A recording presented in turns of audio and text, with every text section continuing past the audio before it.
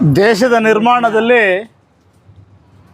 ಇವತ್ತು ನರೇಂದ್ರ ಮೋದಿಜಿಯವರು ಪ್ರಧಾನಮಂತ್ರಿ ಆದ ಮೇಲೆ ದೇಶಕ್ಕೆ ಒಳ್ಳೆ ದಿಕ್ಸೂಚಿಯನ್ನು ನಿರ್ಮಾಣ ಮಾಡಲಿಕ್ಕೆ ಹೊರಟಿದ್ದಾರೆ. ದೇಶದಲ್ಲಿ ಆಂತರಿಕವಾಗಿರ್ತಕ್ಕಂಥ ಎಷ್ಟೋ ಸಮಸ್ಯೆಗಳನ್ನು ನಿವಾರಣೆ ಮಾಡಲಿಕ್ಕೆ, ಉಗ್ರವಾದವನ್ನು ಹುಟ್ಟಡಗಿಸೋದ್ರಿಂದ ಹಿಡಿದು ದೇಶದಲ್ಲಿ ಸೈನಿಕರಿಗೆ ಶಕ್ತಿ ತುಂಬೋದ್ರಿಂದ ಹಿಡಿದು ಮತ್ತು ಗಡಿ ಭದ್ರತೆಗಳನ್ನು ನಿರ್ಮಾಣ ಮಾಡೋದ್ರಿಂದ ಹಿಡಿದು ಇದೆಲ್ಲದರ ಜೊತೆಗೆ ವಿಶೇಷವಾಗಿ ಮೊನ್ನೆ ತಾನೇ ನಾವು ಏನು ಪಾಕಿಸ್ತಾನದ ಮೇಲೆ ಏನು ನಾವು ಯುದ್ಧವನ್ನು ಘೋಷಿಸಿದ್ವಿ, ಅದರ ಒಂದು ಸಂಕೇತ ಅಮೇರಿಕಾದಲ್ಲಿರ್ತಕ್ಕಂಥ ಟ್ರಂಪ್ ಅವರು ಕೂಡ ಇದನ್ನು ಸಹಿಸ್ಕೊಳ್ಳೋಕ್ಕಾಗ್ತಾ ಇಲ್ಲ. ಅವರು ಇವತ್ತು ನಮ್ಮ ಭಾರತದ ಮೇಲೆ ಒಂದಲ್ಲ ಒಂದು ರೀತಿ ಏನು ಕಿಡಿಕಾರ್ತಾ ಇದ್ದಾರೆ. ಅದು ಯಾವ ರೀತಿ ಅಂತ ಹೇಳಿದ್ರೆ, ಅನಿವಾಸಿ ಭಾರತೀಯರು ಇವತ್ತು ಏನು ನಾವು ಅಮೇರಿಕಾದಲ್ಲಿದ್ದಾರೆ ಅವರಿಗೆ ವಾಸಲಿಕ್ಕೆ, ಅವರ ಜೀವನ ವಿಧಾನಕ್ಕೆ ಏನವರು ಒಂದು ತಿಂಗಳಿಗೆ ಒಂದು ವರ್ಷಕ್ಕಿಷ್ಟು ಅಂತ ಏನು ಫಿಕ್ಸ್ ಮಾಡಿದ್ದಾರೆ, ನಿಜವಾಗಲೂ ಕೂಡ ತುಂಬ ಶೋಚನೀಯ. ಇಡೀ ಪ್ರಪಂಚನ ನೋಡ್ತಕ್ಕಂಥ ಒಂದು ದೊಡ್ಡ ಸಮಸ್ಯೆ, ಇಡೀ ಪ್ರಪಂಚದ ಒಂದು ಕೈಂಗಣ್ಣಿಗೆ ಗುರಿ ಆಗಿರ್ತಕ್ಕಂಥದ್ದು ಅಮೇರಿಕಾ. ಯಾಕಂತ ಹೇಳಿದ್ರೆ ನಾವು ಅಮೇರಿಕಾದಿಂದ ಕಲಿತಿದ್ದೇನೂ ಇಲ್ಲ. ನಮ್ಮ ದೇಶದಲ್ಲಿರ್ತಕ್ಕಂಥವರು ಲಕ್ಷಾನುಗಳ ಸಂಖ್ಯೆಯಲ್ಲಿ ಹೋಗಿ ಅಮೇರಿಕಕ್ಕೆ ದುಡಿದು ಅಮೇರಿಕ ಅಭಿವೃದ್ಧಿಗೆ ಕಾರಣಕರ್ತರಾಗಿದ್ದಾರೆ ಎಲ್ಲ ಕ್ಷೇತ್ರಗಳಲ್ಲಿ. ಆದರೆ ನರೇಂದ್ರ ಮೋದಿಜಿಯವರ ಒಂದು ಆಲೋಚನೆ ಮತ್ತು ಚಿಂತನೆಗಳು ಇಡೀ ಪ್ರಪಂಚ ಒಪ್ಪುವಂಥದ್ದು.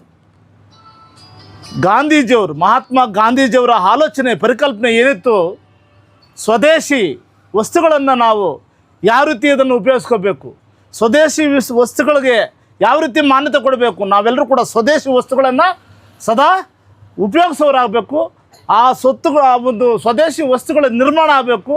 ನಾವೇ ರಫ್ತಿನ ಸಂಖ್ಯೆ ಹೆಚ್ಚಾಗಬೇಕು, ಆಮದು ಕಡಿಮೆ ಆಗಬೇಕು, ಸಂಪೂರ್ಣವಾಗಿ ಆಮದು ಕಡಿಮೆ ಆಗಬೇಕು, ರಫ್ತು ಹೆಚ್ಚಾಗಬೇಕು. ಏನು ನಾವು ನಮ್ಮ ದೇಶದಲ್ಲೇ ನಿರ್ಮಾಣ ಆದಂಥ, ನಮ್ಮ ದೇಶದಲ್ಲೇ ತಯಾರಾಗದಂಥ ಉಡುಪುಗಳಿಂದ ಹಿಡಿದು ಆಹಾರ ಪದಾರ್ಥಗಳಿಂದ ಹಿಡಿದು ಎಲ್ಲ ರೀತಿಯಾಗಿರ್ತಕ್ಕಂಥ ವಸ್ತುಗಳನ್ನು, ಸ್ವದೇಶಿ ವಸ್ತುಗಳನ್ನು ನಾವು ಉಪಯೋಗಿಸ್ಬೇಕು ಅನ್ನೋ ಒಂದು ಪರಿಕಲ್ಪನೆಯನ್ನು ನರೇಂದ್ರ ಮೋದಿ ಇವತ್ತು ನಮ್ಮ ದೇಶಕ್ಕೆ ಒಳ್ಳೆಯ ವಿಚಾರ, ಒಳ್ಳೆ ದಿಕ್ಕಲ್ಲಿ ಮಾರ್ಗಸೂಚನೆ ಕೊಡ್ತಾ ಇದ್ದಾರೆ. ಏನು ದಸರಾ ಹಬ್ಬದ ಪ್ರಯುಕ್ತ ಅವರು ಕೊಟ್ಟಿರ್ತಕ್ಕಂಥ ಕೊಡುಗೆಗಳನ್ನು ಏನು GST ಕಡಿಮೆ ಮಾಡಿರ್ತಕ್ಕಂಥದ್ದು, ಈ ಕೆಲವೊಂದು ಸಂದರ್ಭಗಳಲ್ಲಿ ಕರ್ನಾಟಕದಲ್ಲಿ ಕೂಡ ಈಗಿರ್ತಕ್ಕಂಥ ಕಾಂಗ್ರೆಸ್ ರಾಜಕೀಯ ಪಕ್ಷ ಯೋಚನೆ ಮಾಡ್ತಾಯಿದೆ, GST ಕಡಿಮೆ ಆಗಿದ್ದರಿಂದ ಅದರಿಂದ ನಮಗೆ ಎಷ್ಟೊಂದು ದೊಡ್ಡ ಮಟ್ಟದಲ್ಲಿ ಪೆಟ್ಟು ಬೀಳಿದೆ ಅಂತ. ನಿಜವಾಗಲಿ ಅದನ್ನು ನಾವೆಲ್ಲರೂ ಕೂಡ ಗಮನಿಸ್ತಾ ಇದ್ವಿ.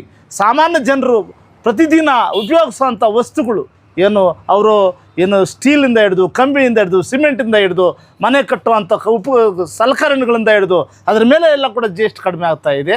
ವಿಶೇಷವಾಗಿ ತುಂಬ ಅತ್ಯವಸರ ಇರತಕ್ಕಂಥ ವಸ್ತುಗಳು, ಪ್ರತಿದಿನ ಉಪಯೋಗಿಸೋಂಥ ವಸ್ತುಗಳ ಮೇಲೆ GST ನಮ್ಮ ಸತೀಶ್ ಅಣ್ಣ ಹೇಳ್ದಂಗೆ ತುಂಬ ಸರಳೀಕರಣಗೊಳಿಸಿ ತುಂಬ ಅನುಕೂಲ ಆಗೋ ರೀತಿಯಲ್ಲಿ GSTನ ಸಾಮಾನ್ಯ ಜನರಿಗೆ ಒದಗಿಸ್ಕೊಡ್ತಾ ಇದ್ದಾರೆ. ಸಂಪೂರ್ಣವಾಗಿ ದೇಶದ ಹಿತ ಕಾಯುವಲ್ಲಿ ನರೇಂದ್ರ ಮೋದಿಜಿಯವರ ಆಲೋಚನೆ ಪರಿಕಲ್ಪನೆ ಇಡೀ ವಿಶ್ವಕ್ಕೆ ಮಾದರಿ.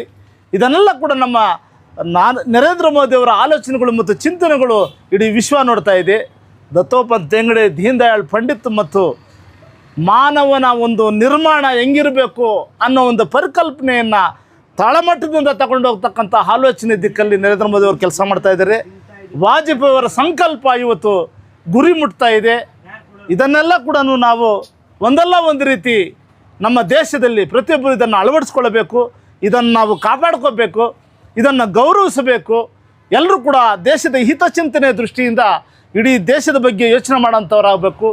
ದೇಶ ಮೊದಲು, ಆಮೇಲೆ ಎಲ್ಲ ಅನ್ನೋದನ್ನು ಯೋಚನೆ ಮಾಡಿದರೆ ಇಡೀ ವಿಶ್ವದಲ್ಲೇ ಅತ್ಯುನ್ನತ ಉತ್ತಮ ಮಟ್ಟದಲ್ಲಿ ರಾಷ್ಟ್ರ ನಿರ್ಮಾಣ ಆಗಲಿಕ್ಕೆ ಸಾಧ್ಯ ಇದೆ. ಈಗಾಗಲೇ ಅದನ್ನು ನರೇಂದ್ರ ಮೋದಿಯವರು ಸೈನ್ಯವನ್ನು ಬಲಪಡಿಸೋ ಮುಖಾಂತರ, ಶಸ್ತ್ರಾಸ್ತ್ರಗಳನ್ನು ಸ್ವಂತವಾಗಿ ಅಭಿವೃದ್ಧಿಪಡಿಸೋ ಮುಖಾಂತರ ಇವೆಲ್ಲ ಕೂಡ ಈ ದೇಶದಲ್ಲಿ ಹೊಸ ಒಂದು ಬೆಳವಣಿಗೆಗಳು ಈ ರಾಷ್ಟ್ರದ ನಿರ್ಮಾಣಕ್ಕೆ ಮಾಡಲಿಕ್ಕೆ ಮೇಕ್ ಇನ್ ಇಂಡಿಯಾ ಅನ್ನೋ ಆಲೋಚನೆ ಮೇಲೆ ಇವತ್ತು ದೇಶ ನಡೀತಾ ಇರೋದ್ರಿಂದ ನಾವೆಲ್ಲರೂ ಕೂಡ ಇದನ್ನು ಬೆಂಬಲಿಸಬೇಕು. ನಾವೆಲ್ಲರೂ ಕೂಡ ಭಾರತೀಯರು, ನಮ್ಮೆಲ್ಲ ಸಂಪೂರ್ಣ ಸಹಕಾರ ಭಾರತೀಯ ಜನತಾ ಪಕ್ಷದ ಒಬ್ಬ ಶ್ರೇಷ್ಠ ನಾಯಕ ನರೇಂದ್ರ ಮೋದಿ ಅವ್ರಿಗೆ ಇರಬೇಕಂತ ಈ ಸಂದರ್ಭದಲ್ಲಿ ಹೇಳೋಕ್ಕೆ ಇಷ್ಟಪಡ್ತೀನಿ. ಜೈ ಭಾರತ್ ಮಾತೆ.